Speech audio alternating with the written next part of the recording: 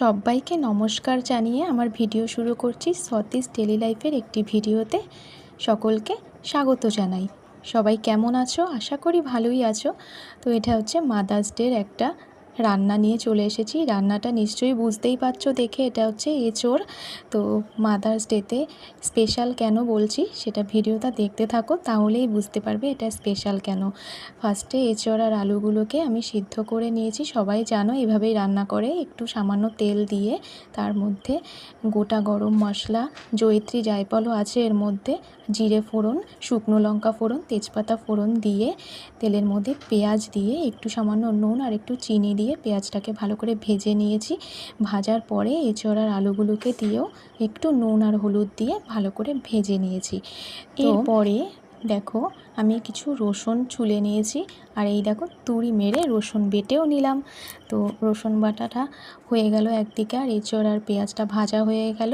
জিরে, আদা, কাঁচা লঙ্কা বাটা দিয়ে ভালো করে কষিয়ে রসুনের পেস্টটাও দিয়ে দিলাম। এবারে এই দেখো টমেটোটা না তুড়ি দিয়ে কোনো রকমই কাটতে পারছি না, তো এইভাবে করে ম্যাজিকের মতো হয়ে গেল কাটা। তো আমি চপিং টমেটোগুলো দিয়ে দিলাম। আর যেটা হচ্ছে রান্নার টুইস্ট, এই সসটা হচ্ছে গার্লিক সস আর হোমমেড। এটা হচ্ছে মায়ের হাতের তৈরি সসটা। আর যেটা তোমাদের আগে দেখিয়েছি কাসুন্দিটাও মায়ের হাতের।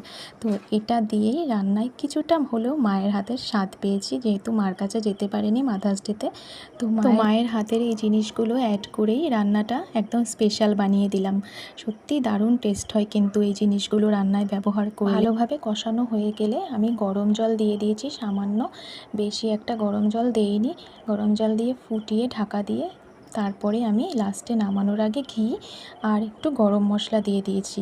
তো এই এঁচোড়টাই চিংড়ি দিয়ে রান্না করব ভেবেছিলাম, কিন্তু বড়মশাই বাজারে চিংড়ি মাছ পেলো না, তো এমনিই রান্না করলাম। চিংড়ি মাছ ছাড়াও কিন্তু টেস্ট কিন্তু খারাপ হয়নি, একদম ফাটাফাটি হয়েছিল এই সামান্য মায়ের হাতের বানানো গার্লিক সস আর কাসুন্দিটা দেওয়ার পর। তো একটু হলেও মায়ের হাতের রান্নার স্বাদটা তো পেয়েছি।